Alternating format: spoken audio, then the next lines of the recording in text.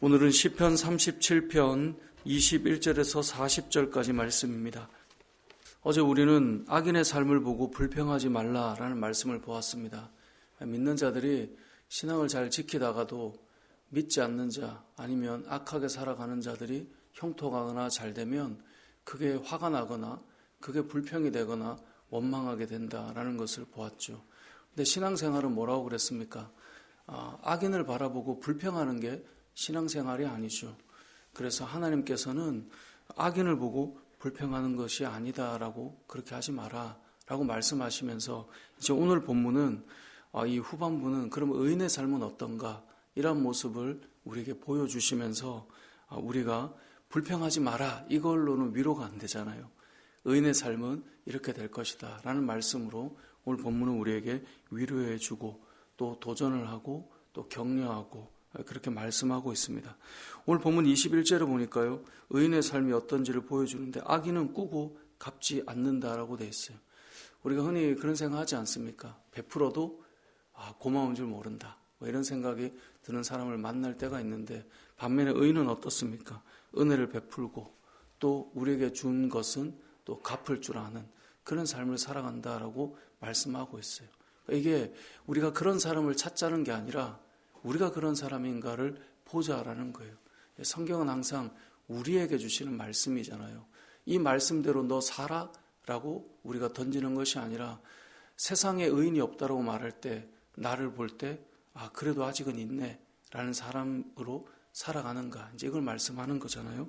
저와 여러분이 이런 삶을 살아가고 있는가를 보면 알 수 있다는 거죠.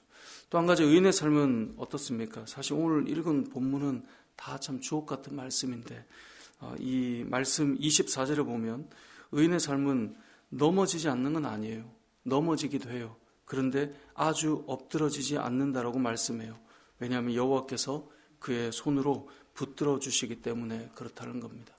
의인들의 삶이 왜 악인들을 보고 불평하고 원망하고 살아가는 자들이 아닌가 하면 넘어지는 것 같아도요. 그렇게 끝이 나지 않아요. 보면 하나님께서 이렇게 일으켜 세워놓으신다라는 것이죠. 얼마나 힘이 됩니까?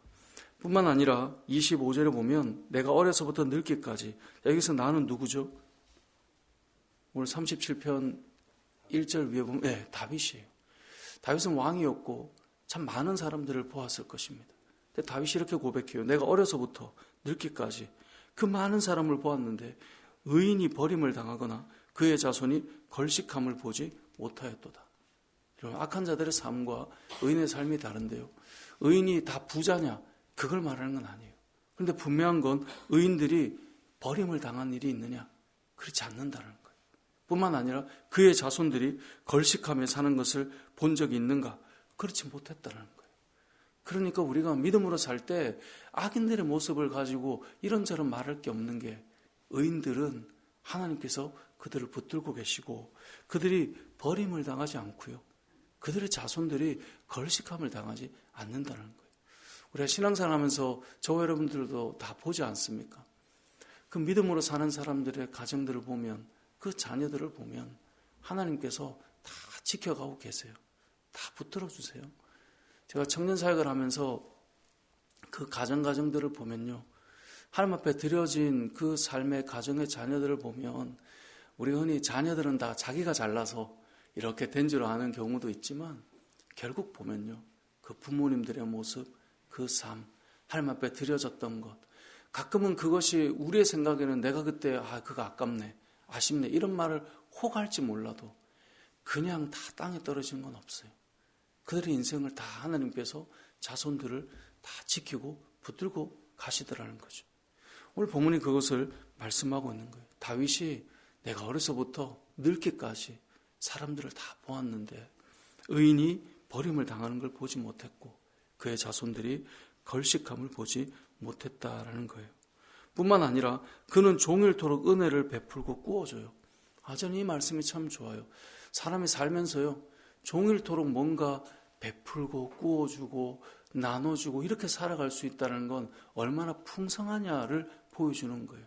저는 이건 역시 우리가 부를 기반으로 한다라고 생각하지 않아요. 사람이 보면요. 많지 않아도 넉넉한 사람들이 있어요. 어떤 사람 많은데요, 넉넉하지 않은 것 같은 사람이 있어요. 정말 흐르게 하는 사람들이 있는 것이죠. 저도 사역을 하면서 목회자가 부유한 사람은 아니잖아요. 그런데 목회자들 사이에서도요, 늘 이렇게 흐르는 분들이 계세요. 그런 걸 볼 때마다 저는 늘 마음에 새겨보아요.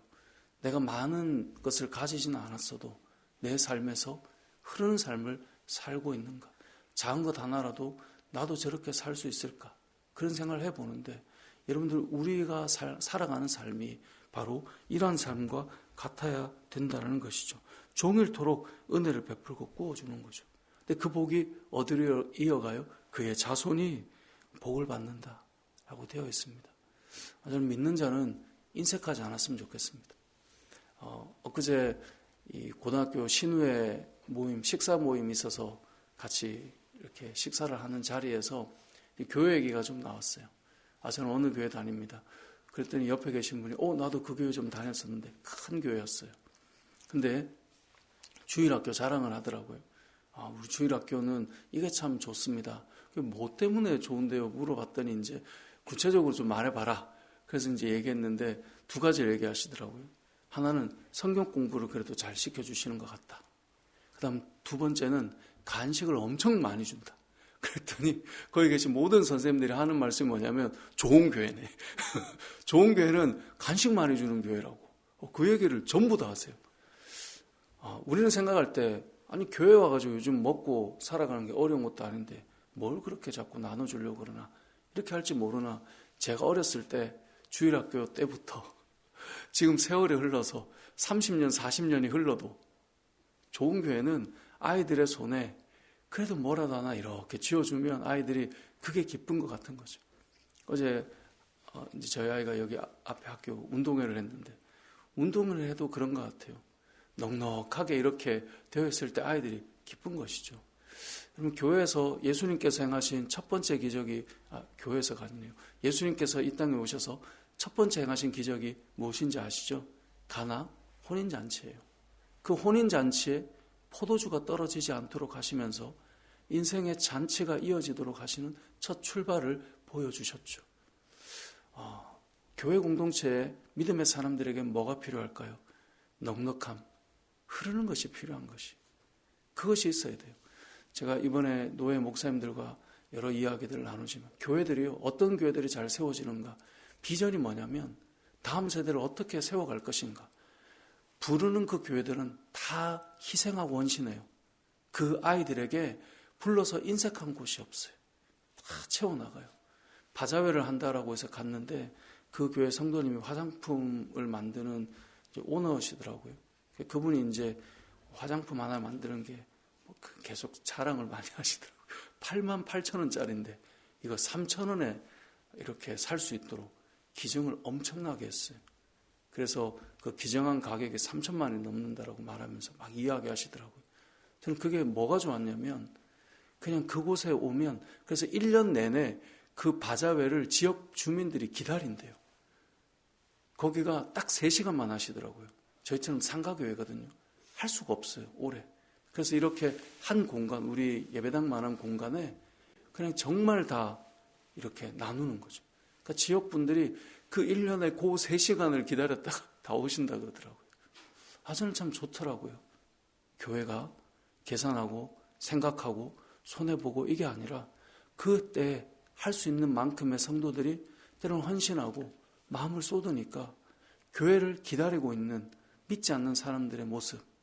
어찌 보면 오늘 본문에 등장하는 의인은 예수 믿는 사람이며 또 그 성도들의 모인 교회 공동체 아니겠어요? 오늘 본문이 그것을 말하는 거예요. 종일토록 은혜를 베풀고 구워주니 그의 자손이 복을 받는도다. 흐르는 곳이 되어야 되는 거예요. 영적인 말씀이 흐르고 또 이들의 삶 속에 은혜가 흐르고 이들의 삶 속에 필요한 것들이 흘러가는 곳. 그런 곳이 교회 공동체고, 제가 좋아하는 교회 중에 한 교회는 우리나라에 재난이 있다, 어려움이 있다, 제일 먼저 가세요. 제일 먼저 가서 같은 우리 노예인데 사실 그 목사님이 노예의 얼굴을 비치거나 한 것을 거의 본 적이 없어요. 출석은 하셔야 되니까 오지만 그리고 가세요. 그런데 늘 그 이야기를 하세요. 노예에 필요한 게 있으면 교회가 재정으로 다 돕겠다. 그런데 그 앞서서 일하고 이런 걸 못 해주니 그거라도 할 테니 좀 이해해달라. 근데 나라적인 재난, 이런 해외에 뭐 재난이 났다. 제일 먼저 달려가세요. 그 교회가. 그럼 그 교회가 가서 뭐 하겠어요? 물품 한 10개, 20개 주고 오겠어요? 아니에요. 수만 개의 물품을 다 들고 가세요. 결국 교회의 삶, 성도의 삶은 하나님께서 그릇만큼 쓰신다라는 생각을 참 많이 해요. 목회자를 볼 때마다. 교회도 마찬가지인 것 같아요. 그릇만큼 쓰시는 거예요. 아이들이 들어오면 뭐라도 하나 돌보고 채울 수 있는 교회가 된다면 하나님께서 그곳을 통하여서 은혜가 흐르게 하지 않으시겠어요? 교회를 위해서 요즘 최근에 이제 예배당을 위해서 기도하고 다음 세대를 위해서 공간이 어떻게 섬겨질 수 있을까? 교육 간사님들과도 이야기하고 또 그림도 그려보고 기도하면서 생각해 보면서 늘 마음에 가지게 되는 마음은 뭐냐면 준비된 만큼 흐르게 하는 만큼 쓰임 받겠구나. 이런 생각이 드는 것이죠. 오늘 본문에 보면 그래서 27절에 악에서 떠나 선을 행하라는 거예요. 그러면 영원히 살 것이다 라고 말씀하시며 그렇게 사는 의인들이 결국 어떻게 사냐. 29절 의인이 땅을 차지한다라고 말씀해요. 땅을 차지하려고 아둥바둥 살며 그렇게 나가는 악인의 모습이 아니라 의인이 땅을 차지하고 거기서 영원히 살리로다 라고 말씀하고 있는 것입니다. 예수님께서도 마태복음에 보면 팔복에 보면 땅을 차지하는 이야기가 나와요. 땅을 차지하는 게 싸워서 차지하는 것이 아니다라는 것을 팔복에서도 말씀하고 있는데 동일한 말씀의 선상에 있는 이야기죠. 30절에 보면 의인의 입은 지혜롭고 그의 혀는 정의를 말하고 그의 마음에는 하나님의 법이 있고 그의 걸음에는 실족함이 없다라고 말해요. 악인은 의인을 엿보아 살해할 기회를 찾는데요. 하나님께서는 그대로 내버려 두지 않는다라고 말씀하고 있습니다. 이 땅을 살아가면서 우리는 의인의 삶을 생각해 볼 필요가 있습니다. 어제도 그런 말씀 드렸잖아요. 좋은 것을 볼 줄 알고 좋은 것을 말할 수 있어야 좋은 삶을 살 수 있다고요. 악인들의 모습을 보고 왜 이러냐 저러냐로는 우리가 큰 삶을, 의인의 삶을 살아갈 수가 없어요. 그래서 하나님께서 불평하지 말고 어제는 우리가 무엇을 보라 그랬죠? 여호와를 보라고요. 여호와를 기뻐하고 여호와를 의지하고 여호와를 의뢰하고 하나님을 바라보는 것이었고 오늘 본문은 그 하나님께서 붙들고 계시는 의인의 삶을 한번 보라는 거죠. 내가 어려서부터 늙기까지 의인들의 삶을 보니 이렇더라. 여러분 우리가 이제 여러 가지 교회 간증 프로그램들이나 기독교 방송을 통해 여러분들 많이 보실 겁니다. 그들의 삶 속에 역사하시는 하나님의 이야기들을 잘 들어보면요. 주를 위해서 살아가는 믿음의 사람들을 하나님께서 결코 놓지 않으신다는 이야기로 채워져 있어요. 저는 우리의 삶이 그랬으면 좋겠어요.